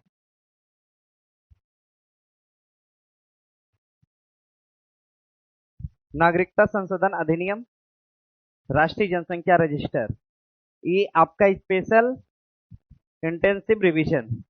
आगे बढ़े। आगे है, भारतीय अंतरिक्ष अनुसंधान संगठन 26-27 में चंद्र नमूना परीक्षण वापसी के लिए कौन सा मिशन 4 तैयार हो रहा है? 3 तक तो चला गया है ना? 4 भी गया है। तो बताइए, चंद्रयान 1 कब गया था? 8 में। चंद्रयान 1 कहां उतरा था? कहां पर उतरा? जवाहर पॉइंट। कहां पर? चंद्रयान 2 भी गया था, असफल हो गया। चंद्रयान 2 कब गया था? वर्ष 2000। कहां पर उतरा था? तिरंगा पॉइंट। कहां पर? तिरंगा पॉइंट पर उतरा। और 3 भी गया था। 3 सफल था। सन 2000 कब उतरा था? 23 अगस्त 2023। अंतरिक्ष दिवस कब मनाते हैं? 23 अगस्त। कहां पर उतरा? शिव शक्ति पॉइंट। कहां पर? अभी कौन जाएगा? चंद्रयान 4 जाएगा कब? 27 नहीं, बल्कि कब? 28। डेट बदलता रहता है इसका, अपना देख लीजिएगा एग्जाम के टाइम एक बार। आगे है, उक्त कथन की पहचान करिए जो दीर्घकालीन दृष्टि दोष वाली नेत्र के लिए सही नहीं है। भाई बात किसकी हो रही है? दूरदृष्टि की। किसकी बात हो रही है? और मैंने एक बात आपसे बताया था ना, क्या बताया था हमने? कि जो दोष है वही दिखता है, जो दोष है वही, यानी दूर वाला दोष है तो कौन सा दिखेगा? निकट का दिखेगा? निकट का नहीं दिखेगा, दूर का दिखेगा। लेंस कौन सा होता है? उत्तल। लेंस कौन सा होता है? उत्तल। और मैंने ये बताया था कि जो चीज आंखों के सामने होती है उसका चित्र कहाँ बनता है? पास, यानी सामने। कहाँ बनेगा? जो चीज निकट होती है वो आंखों के कहाँ है? सामने। जो चीज क्या है? निकट है। जो चीज निकट है वो आंखों के कहाँ है? सामने। और जो वस्तु दूर है वो आंखों के कहाँ है? तो पीछे है। वो कहाँ फिगर बन रहा है हमें पता नहीं है। निकट वही है जो आंखों के कहाँ है? सामने है। तो सवाल बनेगा कि निकट दृष्टि दोष अगर है, अगर निकट दृष्टि दोष है तो निकट दृष्टि दोष में चित्र कहाँ बनेगा? रेटिना के सामने, सामने या आगे, सामने या आगे। और अगर दृष्टि दोष दूर है तो चित्र कहाँ बनेगा? रेटिना के पीछे। हमने कहा था कि जो वस्तु निकट है वो आंखों के कहाँ है? सामने। तब इसी से आप बना सकते हैं इसको। देखिए दिया है नेत्र का निकटतम बिंदु सामान्य निकटतम बिंदु से अधिक दूर है। बात तो सही है। उपयुक्त क्षमता के उत्तल लेंस का उपयोग कर दोष को ठीक करने में किया जाता है। बात तो सही है भैया। वो दूर वाले दोष को दूर करने में कौन सा लेंस होगा? उत्तल। प्रकाश किरण रेटिना के सम्मुख केंद्रित होती है। सम्मुख मतलब क्या है? सामने केंद्रित होती हैं क्या? नहीं। कहाँ केंद्रित होती हैं? पीछे। मतलब यही क्या है? गलत है। सामने तब केंद्रित होती जब दोष कैसा होता? निकट का होता। आगे दिया है बिहार में कौशल विकास के लिए संकल्प योजना किसके द्वारा? संकल्प योजना को पैसा वर्ल्ड बैंक दे रहा है। देखो बना लीजिएगा। संकल्प योजना को पैसा वर्ल्ड बैंक दे रहा है। वर्ल्ड बैंक मतलब 1945।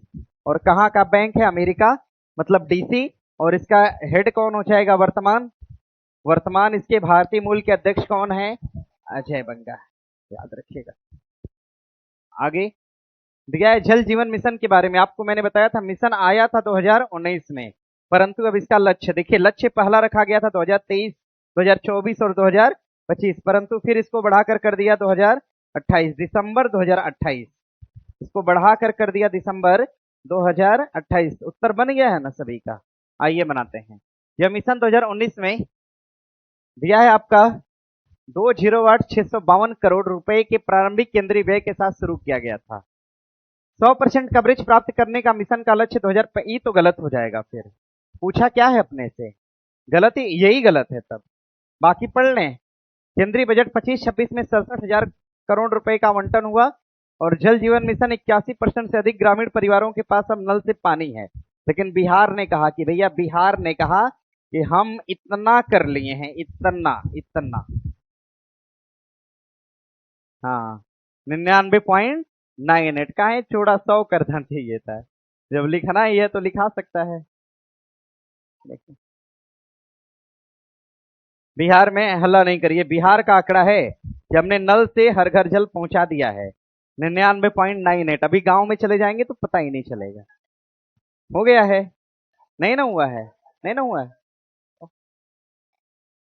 अभी पता है यहाँ पर 1000 लोगों में इंस्पेक्शन करा लीजिए, पता चल जाएगा। 50% भी नहीं पूरा होगा। नहीं ना? किसी के घर में गया हो एक व्यक्ति, आपके घर में चला गया, अच्छा, और आप लोग के घर में गया है नल से जल? नहीं गया है? सोचिए। बस बस ठीक है। 10% नहीं है। निकाल लो ना आंकड़ा। क्यों? तो इतने लोगों में 7-8 लोग हाथ उठा रहे हैं, मतलब 10% भी नहीं है। कम से कम 40-50 लोग हाथ उठाते तब जाके 10% होता है इसकी कैपेसिटी के आधार पे। बताइए। ये सब बताया कि 99.9 है। लैक्टिक अम्ल दही, टार्टरिक कहाँ? अंगूर। एसिटिक ये तो गलत हो जाएगा। कहाँ पर होता है? सिरका में होता है। एसिटिक अम्ल सिरका में होता है। ध्यान दीजिएगा। आलू एक प्रकार का कार्बोहाइड्रेट है। कार्बोहाइड्रेट, और इसमें किसकी मात्रा होती है? तो स्टार्च की मात्रा होती है। ध्यान दीजिएगा। मतलब हमारा ठीक उत्तर हो जाएगा एक और तो। क्या पूछा है? हल्ला मत करो यार। कहाँ पूछा है? अच्छा नहीं दिया है ना? कौन सा सुमेलित? नहीं नहीं, हमें यहां से ये फॉलो करना है। क्या परेशान हो सब? अरे इसकी प्रकृति को तो पढ़ो। कौन सा युग्म सही सुमेलित नहीं है, हमने ये पढ़ा। हमने कह दिया कि पहला और दूसरा सुमेलित है पर तीसरा सही सुमेलित नहीं है। अब दिया क्या है, नीचे दिए गए कूट के आधार पे सही उत्तर चुनो। नहीं, ये सही नहीं दिया है, मतलब सही उत्तर का चयन करिए। तो उसके अकॉर्डिंग सही उत्तर कौन सा है, 3 है। अरे नहीं समझ पा रहे हो, क्वेश्चन की प्रकृति को समझ, यही सब क्वेश्चन एग्जाम में गलत हो जाता है। गलत हो गया ना, अभी तो हो ही जाएगा गलत। न्यायपालिका विवाद का समाधान करने के लिए तंत्र कार्यविधि प्रदान करती है, नागरिक और सरकार के मध्य विवाद। अच्छा, क्या न्यायपालिका नागरिक और सरकार के मध्य विवाद का निपटारा करेगी? करेगी, करेगी ना। जैसे केशवानंद बनाम भारत सरकार, ऐसा पढ़ा है ना। तो नागरिक थे केशवानंद, भारत सरकार पर केस किया, तो नागरिक सरकार का केस सुप्रीम कोर्ट या हाई कोर्ट में जा सकता है, जा सकता है। अच्छा, केंद्र और राज्य का कोई विवाद हो तब, 2 राज्यों का विवाद, यानी सही उत्तर क्या है, बनाइए। सियाचिन की अवस्थिति पूछा है, नुब्रा घाटी में है मतलब। बारासिंगरा ग्लेशियर चंद्रा घाटी में, बांटूरा कहाँ, हुंजा घाटी, मिलाम ग्लेशियर गौरी गंगा, बना लीजिएगा। सही उत्तर आपका 1, 2, 3 और 4। हुंजा घाटी बड़ा फेमस घाटी है, और ये हुंजा घाटी कहाँ है, तो अभी पीओके वाले हिस्से में है, अभी पीओके में है। सवाल पूछेगा, हुंजा घाटी इसलिए प्रसिद्ध है, क्या तो था यहां से भाई, यहाँ के लोगों का लिखिए ना, जीवन प्रत्याशा, जीवन प्रत्याशा सबसे ज्यादा है यहाँ पर, सबसे यहाँ के लोग 100-150 साल जीते हैं, 150। हाँ, हुंजा घाटी, हुंजा घाटी भारत के लद्दाख वाला हिस्सा है, जो कि अभी पीओके में है। जीवन प्रत्याशा यहाँ पे सबसे ज्यादा है। पता जानते हो कब चला? पता चला अमेरिका के लिए एक व्यक्ति ने पासपोर्ट का आवेदन किया, उसकी उम्र थी 130 साल। तो पता किया गया 130 साल का व्यक्ति का अमेरिका में क्या काम है भाई, आके क्या कर लेगा। वैसे भी कार्यशील पूंजी 15 से कितना होता है, 59। उसके बाद जाके करेंगे क्या वहां पे, जनसंख्या वृद्धि खाली। तो इसके इसको रद्द कर दिया गया, ये चला गया कोर्ट में। जब कोर्ट ने देखा तो एकदम जवान था, समझ रहे हो। तब जाके पता चला कि ये जीवन प्रत्याशा यहाँ पर क्या है सबसे ज्यादा, और इसको हम पृथ्वी का क्या तो बोलते हैं इसको। देखो ध्यान नहीं आ रहा है, ये हमारे पृथ्वी का क्या कहते हैं, हम कभी पढ़ाए हैं इसको। पृथ्वी का इसको हम कुछ पॉइंट के नाम से जानते हैं, फिलहाल रहने दीजिएगा। और सबसे सुंदर लोग, सुंदर लोग और सुंदर महिलाएं भी यही हुंजा घाटी में है, समझ रहे हो, ये भी ध्यान दीजिएगा। अब जाहिर सी बात है कि अब 80 साल के महिला भी सुंदर दिखेगी, तो सुंदर लोगों की संख्या यहाँ पे ज्यादा है, बना लीजिएगा। आगे प्रश्न है, 7वीं अनुसूची में 3 प्रकार की सूचियां हैं, ऐसी बात तो सही है। अच्छा ये बताइए, 3 जो सूचियां, इसका उल्लेख हमने मतलब इसी संविधान के लागू होने से पहले हमने कहां से पाया था, ध्यान दीजिएगा। एक्ट कौन सा था, 1900। हाँ, ये तीनों सूचियों का विचार 1935 के एक्ट से उठाया गया संविधान में, और इसका उल्लेख 7वीं अनुसूची में किया गया। और 3 सूचियां हैं, जिसमें समवर्ती है, संघ है और राज्य। पंचायत सूची नाम की कोई वस्तु नहीं है, मतलब सही उत्तर एबीसी हो जाएगा। अच्छा ये बताइए, समवर्ती सूची में विषय कितना है, 52। अभी के हिसाब से कितना, राज्य सूची में कितना, और संघ सूची में 100 है ना, 100 है, पहले कम था। आगे दिया है, कथन और कारण है, राज्य 6 से 14 वर्ष की आयु के सभी बालक को निःशुल्क और अनिवार्य शिक्षा प्रदान करेगा। 21 का एक अधिकार शिक्षा से संबंधित है, मतलब सही और क्या है, अरे राज्य सही है, इतना गलत है। मतलब राज्य शब्द संविधान में, राज्य का मतलब देश हो सकता है, राज्य भी हो सकता है, सब सब हो सकता है, सब सब। आगे प्रश्न है, कर्नल राजवर्धन सिंह राठौड़, अच्छा खिलाड़ी दिया है और उनको मिलान करना उनके खेल से। अवनी लेखरा का संबंध किससे है, पैराशूटर है, और इन्होंने गोल्ड भी जीता था, ये बात आपको पता होगा, मतलब देख पाइएगा आप। बी का हो जाएगा 4, बी का 4, और कहीं नहीं दिख रहा है, सही उत्तर ए हो जाएगा, बनाइए। अभी देखो, एक व्यक्ति था, वो राष्ट्रमंडल खेल में गया था और पदक लाया, बिहार का था, क्या नाम था, झंडू कुमार ना, राष्ट्रमंडल में ये भारत को पहला पदक दिलाया। और ये विकलांग था, पैरा खिलाड़ी था, पैरा पैरा खिलाड़ी था, इसका नाम था झंडू कुमार। नाम बदल लेना चाहिए था यार। तो बिहार का तो नाम ऐसा रहेगा। बनाइए। हंसिए नहीं। ग्लासगो में गया था और भारत को पहला पदक दिलाया था। गर्व की बात है बिहार के लिए, बना लीजिएगा। नाम पे जाते हैं, लेकिन नाम शुरू शुरू में जब लगे कि नहीं प्रसिद्धि पा रहे हैं, नाम बदलना चाहिए। आगे क्या? बहुत लोग नाम बदल के, लोग बहुत लोग जान रहे हैं नाम बदले वाले लोगों को। फिलहाल बना लीजिएगा। आइए पढ़ते हैं। जीवन और क्या निक नेम है इसका? घर का नेम होगा वही ऑफिशियल बना दिया होगा सब। आर्टिकल 21 का 21 है केवल। विधि के समक्ष समानता कहाँ है? 14 में ना। अल्पसंख्यक के संरक्षण का अधिकार 29 में, और ये कारखाना वाला 24 में। 23 में नहीं, 24 में। कहा? 24 में है। देखिए 14 मतलब पहले क्या होना चाहिए? बी होना चाहिए। बी के बाद नहीं है ऑप्शन। अच्छा क्या? अच्छा अवरोही में बड़ा से छोटा, तो सबसे बड़ा कौन सा? 29। मतलब पहले क्या होगा? सी होगा। यही उत्तर है।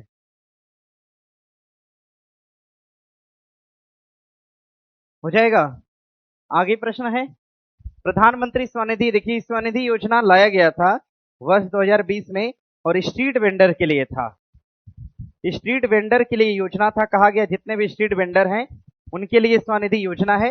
योजना को लाया गया और इसमें कितना पैसा दिया गया था? 10,000 ना। 10,000 रुपया दिया गया, और इसमें लोन था, ये लोन। और लोन था ब्याज मुक्त लोन था। कितने माह के लिए था? 3 माह। परंतु सबसे खास बात यह कि इसकी राशि बढ़ाकर कितना कर दिया? 30,000 कर दिया। कहा कि अब स्वनिधि योजना के तहत वेंडर्स को 30,000 दिया जाएगा। मतलब ये हो जाएगा आपका शहरी रेहड़ी पटरी विक्रेताओं के लिए था। बनाइए। आगे निम्नलिखित कथनों पर विचार करिए। पारे का थर्मामीटर का उपयोग करता है। पारे का थर्मामीटर पारे का उपयोग करता है। नाम ही पारा है तो फिर करेगा ही। अच्छा थर्मामीटर की खोज करने वाले कौन थे? इसको खोजने वाला कौन? फ़ारेनहाइट। कौन ढूंढा था? फ़ारेनहाइट ने ढूंढा था थर्मामीटर को। और ध्यान दीजिए क्योंकि जैसे ही शरीर का तापमान बढ़ता है इसमें प्रसार होता है और यह 39 डिग्री पर जम जाता है। बात तो सही है। ठंडे देश में थर्मामीटर में द्रव के रूप में एल्कोहल का उपयोग होता है। बात सही है। एल्कोहल का प्रयोग करते हैं क्योंकि इसका मेल्टिंग पॉइंट जो होता है ज्यादा होता है। मतलब आप देख लीजिएगा सही कथन कौन सा है। तो एक और, पारा प्रयोग ही नहीं करते क्योंकि पहले ही जम जाएगा वो। आगे बढ़ा जाए। आगे प्रश्न है अशोक के अभिलेख में उल्लेखित अधिकारी, जिसको हम पुलिसानी का नाम देते हैं, पुलिसानी। पुलिसानी का काम पूछा है भैया। इसका काम क्या था? इसका काम अशोक का धार्मिक सलाह था ये? नहीं। राजस्व संग्रह करता था। राजस्व संग्रहकर्ता को हम समाहर्ता कहते थे। जनता की राय से राजा को, यही है।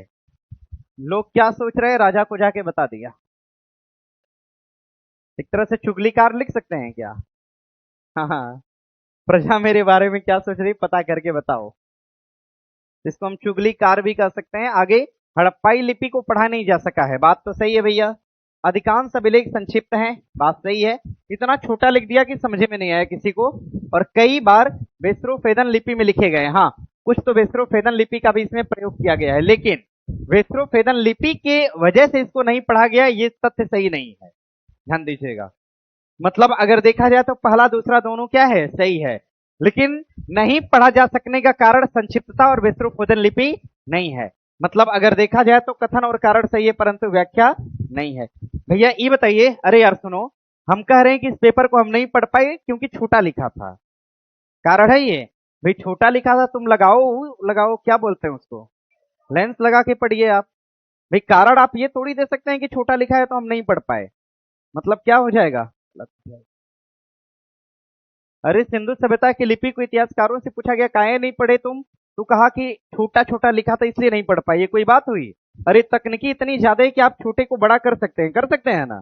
तो क्या ये कारण दिया जा सकता है कि लिपि इसलिए नहीं पढ़ा गया क्योंकि संक्षेप में था, छोटा था? ऐसा तो नहीं कह सकते।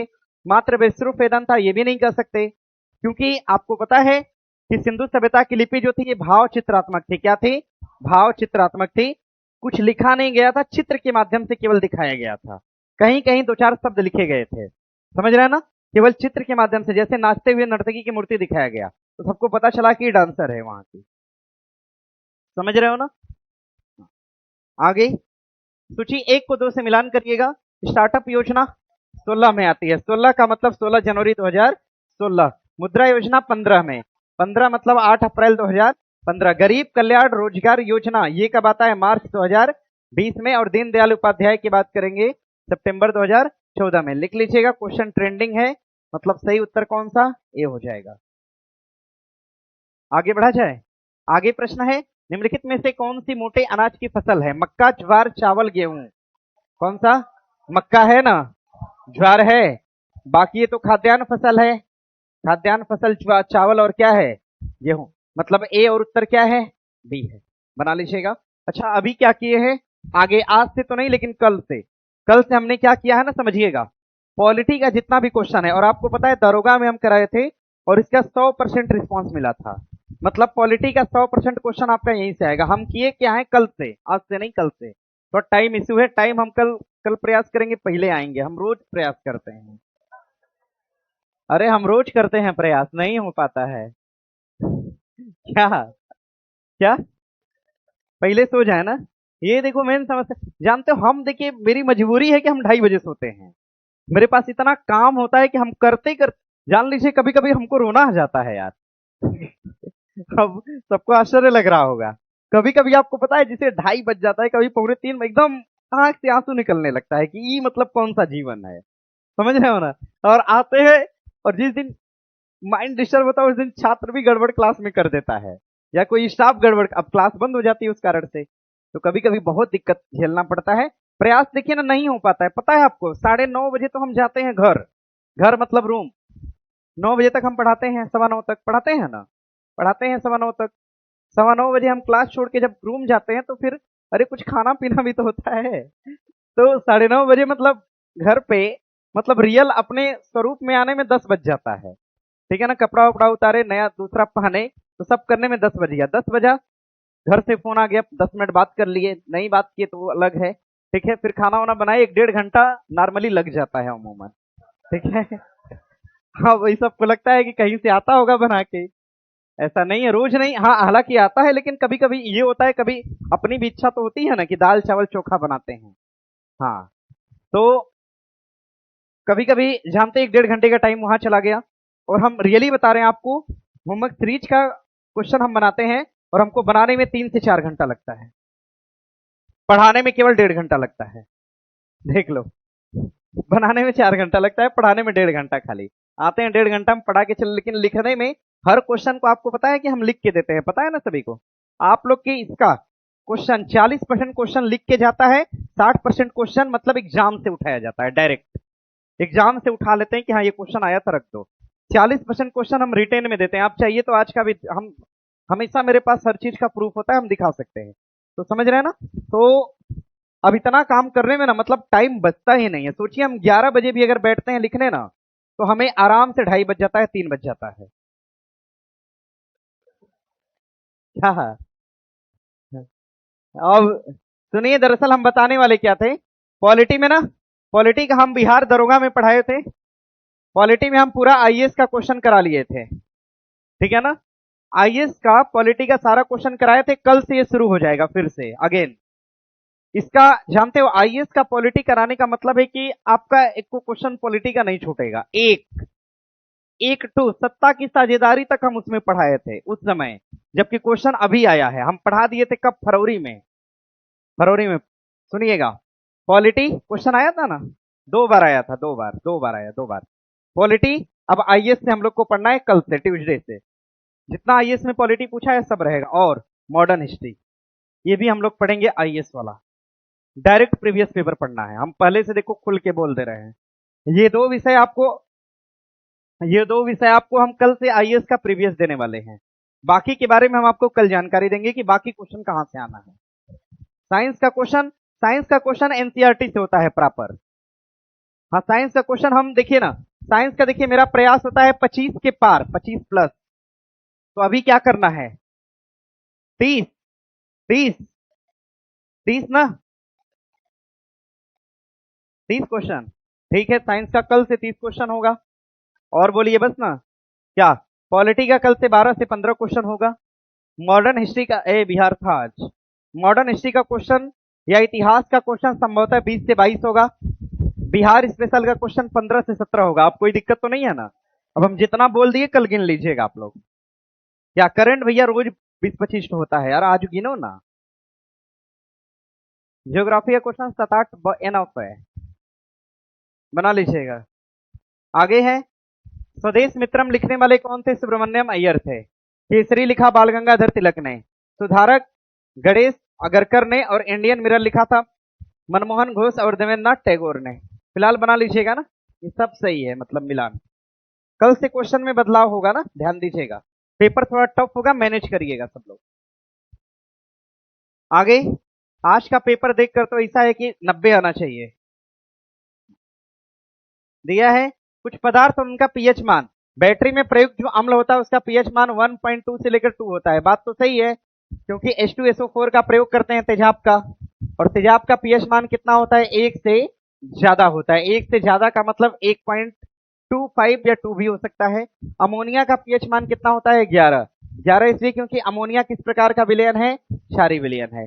मानव मूत्र और रक्त, देखिए रक्त का पीएच मान तो ठीक है, लेकिन मूत्र का पीएच मान कितना है? 6 होता है। 6 से ऊपर होता है, 6.5 या 6 बोल सकते हैं आप। ब्लैक कॉफी का पीएच मान कितना होता है? 4.5 से लेकर 5.5 होता है, ध्यान दीजिएगा। तो अगर आप रियल देख पाएंगे तो सही उत्तर क्या है आपका? सॉरी, सी है, मतलब ये गलत डेटा है, सुधार कर लीजिएगा। रक्त का पीएच मान 7.4 होता है, लेकिन मूत्र का पीएच मान 6 होता है, या 6.5 या 6.6 होता है, सब हो सकता है तीनों। बारिश हो रहा है तो जाएगा। अरे यार उन सबको ऊपर बिठाइए ना, ऊपर बिठाइए, सीढ़ी पर बिठाइए, इधर खड़ा करिए। अब तो हम टाइम से छोड़ेंगे, भीग रहा है सब छात्र ना। चलिए, बेकिंग सोडा के संदर्भ में दिया, यह सोडियम हाइड्रोजन कार्बोनेट है, यह अग्निशमक यंत्र में प्रयोग होता है, बना लीजिएगा, सही है। आगे हैदराबाद में आयोजित 72वीं समिट जो थी, इसमें जो ओपाला चुवांगसरी थी कहाँ के थे? थाईलैंड के थी, है ना, बनाइए। आगे पंबन ब्रिज के बारे में दिया, इसका निर्माण रेल विकास निगम लिमिटेड द्वारा किया गया, जो रेल मंत्रालय के तहत नवरत्न और सार्वजनिक क्षेत्र की इकाई है। यह भारत का पहला वर्टिकल ब्रिज है। कथन दोनों सही है। और किस राज्य में है? तमिलनाडु में है। आगे प्रश्न है निम्नलिखित में से कौन सी जगह 1816 के दिया है सुगौली की संधि? काठमांडू तो नहीं था, शिमला था, रानीखेत और नैनीताल। शाम वाले बैच में पढ़ते हैं आप लोग, पढ़ाए हैं ना। आगे प्रश्न है मानव के चुनाव आयोग के संबंध में निम्नलिखित में से कौन सा कथन सही है? भारत का चुनाव आयोग मतदाता सूची के पर्यवेक्षण हेतु उत्तरदायी है। चुनाव आयोग भारत की संसद के चुनाव करवाता है। दिया स्थानीय निकाय का चुनाव कराएगा, बात क्या है? गलत है। चुनाव आयोग बहुसदस्यीय निकाय है, यानी 1, 2 और 4 होगा। हाँ, बना लीजिएगा। आगे है सूची 1 को 2 से मिलान करिए। भारतीय परिषद अधिनियम में दिया गया कि विधायी हस्तांतरण की व्यवस्था करी गई। भारतीय परिषद अधिनियम 1892 में प्रतिनिध्यात्मक संस्थाओं के बारे में बताया गया। 1909 में कहा गया केंद्र में एक सेकेंड सांप्रदायिकता के बारे में, किसके बारे में बताया? सांप्रदायिकता। 1909 में केंद्र में द्विसत्ता, केंद्र और राज्य दोनों में लगाया गया था, ध्यान दीजिएगा। इसका उत्तर हो जाएगा 3, 4, 3, 4, 2 और 1। बनाइए, बड़ी परेशानी है भाई, लगाइए, उत्तर लगा लीजिएगा। अस्थायी फ्रीलांस के तौर पर कार्य करता है, विशेषकर अनौपचारिक आवश्यकता के आधार पर नियुक्त, इसको हम क्या बोलेंगे? गिग वर्कर्स, जो अनौपचारिक तौर पर नियुक्त होते हैं। आगे क्रिप्स मिशन की बात करेंगे, 1900 कब होगा? 42। कैमरल अवार्ड पूछेगा 1900। माउंटबेटन प्लान 1947 ना। Simon commission 1927। क्या पूछा है? कालानुक्रम, सबसे पहले क्या होगा? ये होगा, मतलब 2, 2, 3, 1 और बना लीजिए। हाँ, आगे प्रश्न है सूची 1 को 2 से मिलान करिए। कृत का काम क्या है? पितरस ना। मलाशय का काम क्या है? मल विसर्जन। और छोटी आंत का काम और बड़ी आंत, यानी 2, 1, 4 और 3 होगा। आगे प्रश्न है भारत एशिया निर्यात प्रसंस्करण, ये कब हुआ था? 1965 में। 65 में। और आगे सूची 1 को 2 से मिलान करिएगा। जनजाति दिया है और राज्य दिया है, इसमें बकरवाल कहाँ है? जम्मू और कश्मीर ना। लुसाई कहाँ? मिजोरम। चोंचू कहाँ? कर्नाटक। किन्नर कहाँ? हिमाचल प्रदेश। मतलब एक का हो जाएगा 4, एक का 4 और बी का 1। सही उत्तर क्या है?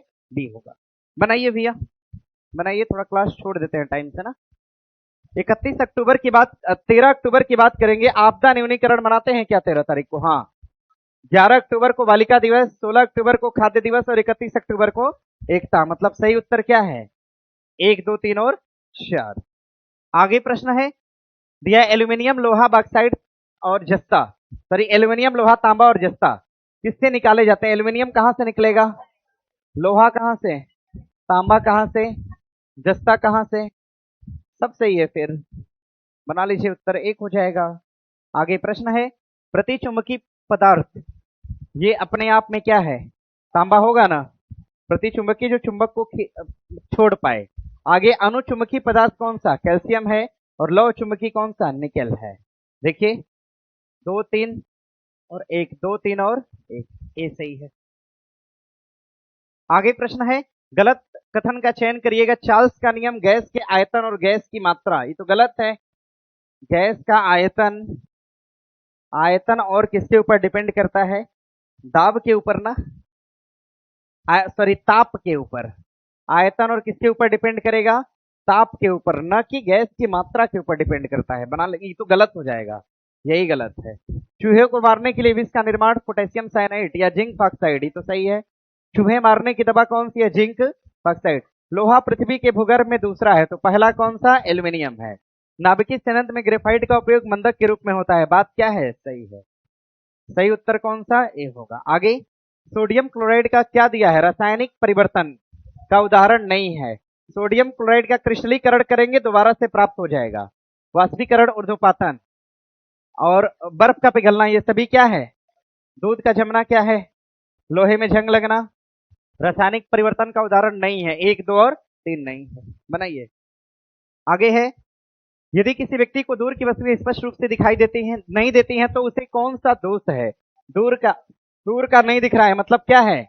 निकट है। क्या है? निकट में लेंस कौन सा? सही उत्तर क्या है? बी है। आगे, श्वेत प्रकाश पुंज दिया है, लाल रंग का घटक, लाल रंग घटक का अपवर्तनांक न्यूनतम होता है, बात क्या है? बैगनी रंग का विचलन न्यूनतम होता है, बात क्या है? गलत। सबसे अधिक फैलता है कौन? बैगनी, यानी बैगनी का विचलन क्या होता है? अधिकतम। कांच में श्वेत प्रकाश के सभी घटकों की चाल समान होती है, समान होती है क्या? सभी घटक की चाल क्या है? अलग अलग है ना, अलग अलग। ध्यान दीजिएगा। क्या पूछा है आपसे? सही पूछा है ना, केवल 1 होगा। आगे, मुद्रास्फीति से निपटने के लिए कैश रिजर्व रेशियो को बढ़ा दीजिए, रेपो रेट को भी बढ़ा दीजिए, मुद्रास्फीति खत्म हो जाएगी। ये दोनों हम क्या करेंगे? बढ़ा देंगे। बाजार से पैसा जैसे ही खत्म होगा, मुद्रास्फीति बंद। आगे क्या क्या बोले? क्या बोले? क्या? अच्छा, उत्तर उत्तर लगा लीजिए, ए और बी। हाँ बोल रहे हैं। बनाइए बनाइए इसको। कौन सा बिहार स्टार्टअप नीति का स्तंभ नहीं है? उद्यमियों के लिए यूनिवर्सल बेसिक इनकम, स्टार्टअप के समर्थन के लिए नियामक सहायक उपाय। देखिए, उपाय को लागू करने की चर्चा करी गई है, स्टार्टअप को प्रोत्साहित करने की बात करी गई है, वित्त पोषण और इक्यूबेशन की बात करी गई है। किसकी बात नहीं करी गई है? ए की बात नहीं करी गई है। उद्यमियों के लिए यूनिवर्सल बेस इनकम की बात नहीं करी गई है। कहा गया बिना उद्यम किए पैसा नहीं आना चाहिए। ठीक है। आगे दिया है 23 और 24 में परिवहन भंडारण के क्षेत्र में बिहार वृद्धि के मामले में बिहार का प्रमुख राज्यों में कौन सा स्थान है? तो इसमें चौथा है कि तीसरा? तीसरा है। बिहार तीसरा है। उत्तर प्रदेश, कर्नाटक, बिहार है ना, तीसरा है। तीसरा एक बार देख लीजिएगा, क्लियर हो लीजिएगा। दिया है आपका, इसमें 1989 में एक समिति बनी थी, देखो कौन सी? लकड़ा वाला बनी थी ना, हाँ। और 97 में एक समिति बनी थी, कौन सी? अलग समिति। 2005 में बनने वाली समिति का नाम था तेंदुलकर, और 12 में कौन बनी थी? रंगराजन। मतलब सही उत्तर क्या है आपका? ए हो जाएगा। आगे प्रश्न है, निम्नलिखित में से कौन सा एक में सही सुमेलित है? नागानंद, हर्षवर्धन, मुद्राराक्षस, विशाखदत्त, रत्नावली। नहीं नहीं, ये गलत हो जाएगा। मृच्छकटिकम, सुद्रक। रत्नावली भी कौन लिखा है? हर्षवर्धन की रचना है। पूछा क्या है? सही। सही मतलब 1, 2 और 3 सही है। आगे प्रश्न है, मगध महाजनपद के बारे में, अंग का मगध में विलय बिंबिसार ने किया था, अवंती का मगध में विलय किया था कौन? अजातशत्रु। कौन किया था? अजातशत्रु ने किया था। मतलब ये कट जाएगा। बिंबिसार कहाँ कर पाया था? कर ही नहीं पाया, पूरा जीवन प्रयास किया, नहीं कर पाया। उदयन भी नहीं किया। करा कौन था? अजातशत्रु ने। वज्जी संघ का मगध में विलय अजातशत्रु के द्वारा किया गया था। बात तो सही है। मतलब सही कथन कौन सा है? 1 और 3 सही। आगे प्रश्न है, हड़प्पा सभ्यता से प्राप्त नगरों के संदर्भ में कालीबंगा और लोथल से अग्निकुंड मिले हैं। हड़प्पा, मोहनजोदड़ो और लोथल से बड़े बड़े भंडार गृह मिले हैं। ये सही है, सही है, बना लीजिएगा सी। भारतीय संविधान का कौन सा अनुच्छेद गांव में मध्यवर्ती जिला पंचायत आदि के गठन की मंजूरी देता है? अच्छा, गठन को हम बोलते हैं बिल्ड। क्या बोलते हैं? बिल्ड बोलते हैं ना। बिल्ड मतलब क्या है? बी, यानी 243 का बी। सही उत्तर क्या है? बी है। बनाइए। ना ना, 40 तो नहीं होगा, 40 नहीं होगा, 40 नहीं होगा। मध्यवर्ती और जिला स्तर पर पंचायत की स्थापना कौन करेगा? 243। देखिए, एक तो गांव पंचायत है, ब्लॉक पंचायत और जिला पंचायत। कहा ब्लॉक पंचायत तभी होगा जब जिला में लोगों की संख्या 20 लाख से क्या हो? ऊपर हो। 20 लाख से ऊपर हो तभी होगा। और इसकी चर्चा कहां करा गया? 243 के बी में करा गया। आगे सूची 1 को 2 से मिलान करिएगा। जैव आवर्धन का संबंध किससे है? क्रमिक पोषण से होगा। और स्थिर वैद्युत अपक्षय का संबंध किससे होगा? कणिका तत्व से होगा। स्थल भराव का संबंध किससे हो जाएगा? तो ठोस अपशिष्ट से होगा। और समताप मंडल ओजोन का निर्माण। यानी सही उत्तर क्या है? ए है। बनाइए। आगे प्रश्न है, यूकैरियोटिक और प्रोकैरियोटिक कोशिकाओं में पाया जाने वाला झिल्ली रहित अंगक कौन सा है? राइबोसोम है। राइबोसोम। प्रोटीन का निर्माण राइबोसोम। दिया है कि वायुमंडल के उच्चतर स्तर पर परावैंगनी किरण के ऑक्सीजन अणुओं से क्रिया द्वारा ओजोन बनाती है। बात तो सही है। संश्लेषित रसायनों के क्लोरोफ्लोरोकार्बन सीएफसी को ओजोन के घटने से जुड़ा, ये भी सही है। तो मतलब उत्तर क्या है? दोनों सही है। आगे प्रश्न है कि कांवर झील बिहार के बेगूसराय में है। एशिया की सबसे बड़ी गोखुर झील है। बिहार का पहला रामसर भी है। बात क्या है? सही है। और रामसर कब बनाया गया था? वर्ष 2020 में। 20 में। अभी कितने रामसर हैं? 6। छठा कौन सा? वाल्मीकि कहाँ है? तो बिहार में है। दुधवा कहाँ है? यूपी में है। गजनेर कहाँ है? राजस्थान। भीमाबाद मुंगेर मतलब कहाँ? बिहार। 1 और 4 सही है। बनाइए। आगे प्रश्न है कि बिहार के हस्तशिल्प जीआई टैग के बारे में कौन सा? मधुबनी पेंटिंग मिथिला। सिक्की घास कहाँ? उत्तर बिहार मिथिला। भागलपुर सिल्क कहाँ? भागलपुर। सब सही है। सिक्की घास का सीतामढ़ी भी आ सकता है, देख लीजिएगा। रोहतास में पायराइट का भंडार है। चूना पत्थर मुंगेर, रोहतास और कैमूर में है। जमुई में सोने का भंडार है। सही है। जमुई मुंगेर जो भी देगा अपना, जमुई ज्यादा सटीक होता है। मतलब सही उत्तर क्या है? 1 से ज्यादा। क्या इस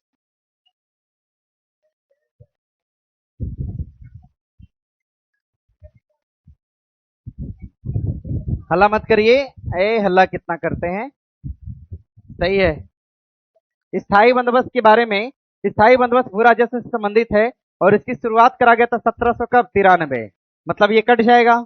इस व्यवस्था में ईस्ट इंडिया कंपनी ने सीधे किसान, ये भी कट जाएगा। सही उत्तर क्या पूछा है? अच्छा, ये भी है। इसकी शुरुआत बंगाल और बिहार में किया गया। सही उत्तर ए और डी होगा। आगे प्रश्न है, वित्तीय प्रणाली बनी समिति के अध्यक्ष कौन थे? तो ये एम नरसिम्हा थे। बना लीजिएगा। आगे प्रश्न है, यदि किसी देश की राष्ट्रीय आय स्थिर हो तथा उसकी जनसंख्या, भाई जनसंख्या बढ़ रही है, आय बढ़ी नहीं रही है, तो प्रति व्यक्ति आय घटेगी। घटेगी घटेगी आय। और आगे है कि अपने उड़ान पथ से अवरोध की पहचान करने के लिए चमगादड़ किसका प्रयोग करेगा? पराश्रव्य का प्रयोग करता है। ध्यान दीजिए, मांसपेशियों के दर्द के उपचार में अवरक्त का निम्नलिखित में से कौन सी धातु कापर सल्फेट के घोल से कापर को विस्थापित नहीं करती है? चांदी नहीं करेगी, बाकी सब कर देगी। आगे दिया है 10 केजी का द्रव्यमान मेज पर बिंदु ए पर है। 10 केजी का है और 2 मीटर की दूरी बी तक खिसका दिया हमने, खसका दिया। ऊपर नीचे नहीं ना उठाया है, खाली खसकाया ही है। तो ग्रेविटेशन फोर्स का कोई काम है यहां पर? नहीं। अरे ऊपर नीचे उठाते तब न लगता ग्रेविटेशन, खसका रहे हैं। आगे है, ऑक्सीजन रुधिर रुधिर हृदय से शरीर के विभिन्न अंगों तक किसके द्वारा ले जाया जाएगा? तो धमनियों द्वारा। ऑक्सीजनित रक्त, धमनी। आगे है, भारत में विनिर्माण में एमएसएमई का योगदान 35% है। 33 से 35 है, 33 हालांकि है एक्चुअल। एमएसएमई वैश्विक रोजगार में 50% से अधिक योगदान देते हैं। एमएसएमई भारत के सकल घरेलू उत्पाद में 30%। 30%। तीसरा डेटा सुधार लीजिएगा, तीसरा गलत है आपका, 1 और 2 सही है। ये डेटा ठीक कर लीजिएगा ना, जरूरी है। आगे मगही पान के बारे में दिया है, किस क्षेत्र का है? मगधे का है ना। हाँ, आगे वित्तीय वर्ष 2026 की दूसरी तिमाही में दिया है PSLF आंकड़े के अनुसार ग्रामीण महिला कामगार का सबसे बड़ा हिस्सा ये क्या करता है भैया? ये नियमित वेतन कर्मचारी है या स्वयं के खाता नियोक्ता है? स्वयं के खाता कर्मचारी नियोक्ता है मैक्सिमम। आगे वित्त वर्ष 23 वित्त वर्ष 25 के दौरान सेवा क्षेत्र का FDI प्रवाह बढ़कर कुल FDI का कितना % हो गया है? तो ये 80 के अप्रोक्सीमेटली हो गया, 80 दशमलव कितना 2। इसको देख लीजिएगा ना। स्वामित्व पहल का संबंध किससे हो जाएगा? स्वामित्व पहल में ग्रामीण क्षेत्रों में ड्रोन के आधार पे भूमि का मानचित्रण किया जाएगा, मतलब इसका सही उत्तर 1 हो जाएगा। कल मिलते हैं आपसे और टाइम से मिलते हैं। कल IAS का क्वेश्चन होगा ना, क्वालिटी और मॉडर्न का। चलिए मिलेंगे आपसे कल, धन्यवाद।